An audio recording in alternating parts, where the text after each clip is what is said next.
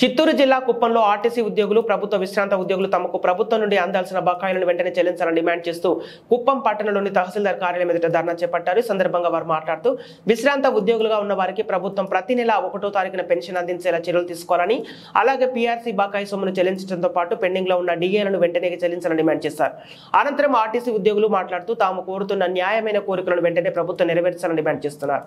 ముఖ్యంగా ఆర్టీసీ నందు పనిచేస్తున్న తాత్కాలిక ఉద్యోగులను శాశ్వత ఉద్యోగులుగా పరిగణించాలని డిమాండ్ చేశారు. తమ సమస్యలు పరిష్కరించేంత వరకు విశ్రాంత ఉద్యోగులతో కలిసి పోరాడడానికి నిర్ణయించినట్లు ఆర్టీసీ ఉద్యోగులు తెలిపారు.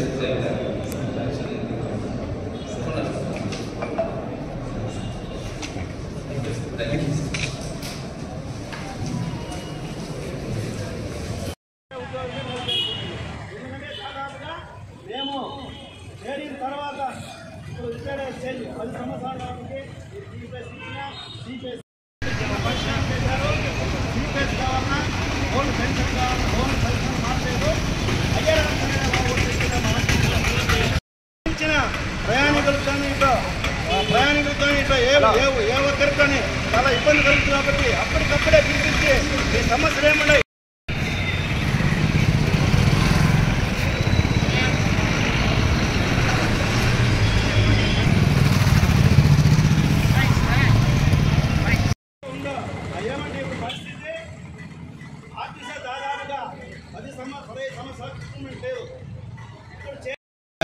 న్యాయమైన డిమాండ్ల కోసం ప్రభుత్వానికి చాలా డిమాండ్లతో పాటు ఆర్టీసీ యొక్క న్యాయపరమైన డిమాండ్ ఏదైతే ఉన్నాయో ఆర్థికపరమైన అంశాలు కావచ్చు, మా యొక్క సీసీఐ రెగ్యులేషన్ పైన గురించి 51 డిమాండ్లతో కూడా ఏపీ జేఏసీ అధికారులకు ఇవ్వడం జరిగింది. వాటిని పరిష్కారం చెప్పేసి ఏపీ జేఏసీ ఆధ్వర్యంలో మేము కూడా పాల్గొని మా యొక్క సమస్యలను తీర్చేంత వరకు మేము వాళ్ళతో కలిసి పోరాట చేసి మా యొక్క న్యాయపరమైన హక్కులను సాధించుకునేదానికి చివరి వరకు కూడా ప్రాణత్యాగానికి కూడా సిద్ధం చేసి మేము వాళ్ళ వెన్న నుండి మా యొక్క హక్కులను కాపాడుకునేదానికి మేము సిద్ధం కావాలని చెప్పేసి ఈ సందర్భంగా ప్రభుత్వాన్ని మేము హెచ్చరిస్తూ ఉన్నాం. రవి అనంత్ కుమార్, ఏపీఎంఆర్పిఎస్ రాష్ట్ర ఉపాధ్యక్షుడిని.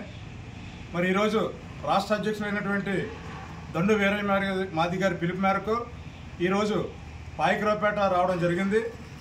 ప్రధానంగా మేము చెప్పేది ఏంటంటే, ఈరోజు రేపు రాబోయే అసెంబ్లీ ఎన్నికల్లో ఆంధ్ర రాష్ట్రంలో ఉన్నటువంటి 29 ఎస్సీ రిజర్వ్డ్ నియోజకవర్గాల్లో 50% అంటే సగం మాదిగలకి కేటాయించాలనేది మా యొక్క ప్రధానమైనటువంటి ఉద్దేశం. ఎందుచేతంటే గత స్వాతంత్రం వచ్చినప్పటి నుంచి కూడా ఈ రోజు వరకు కూడా ఆ స్థాయిలో ఆ నిష్పత్తిలో ఏ పార్టీ కూడా టికెట్లు ఇవ్వడం జరగలేదు. మాదిగల్లో మేధావులు ఉన్నారు, విద్యావంతులు ఉన్నారు, మంచి మంచి పొజిషన్లో ఉన్నటువంటి ఇంటలెక్చువల్స్ వీళ్ళందరూ కూడా ఉన్నారు. అందుచేత ఏ పార్టీ అయినా సరే మాదిగలకు టికెట్లు ఇచ్చి రాబోయే రోజుల్లో మాదిగలకు ఒక ఉన్నతమైనటువంటి స్థానాన్ని కల్పించాలని మేము ఈరోజు ఈ కార్యక్రమం చేయడం జరుగుతుంది.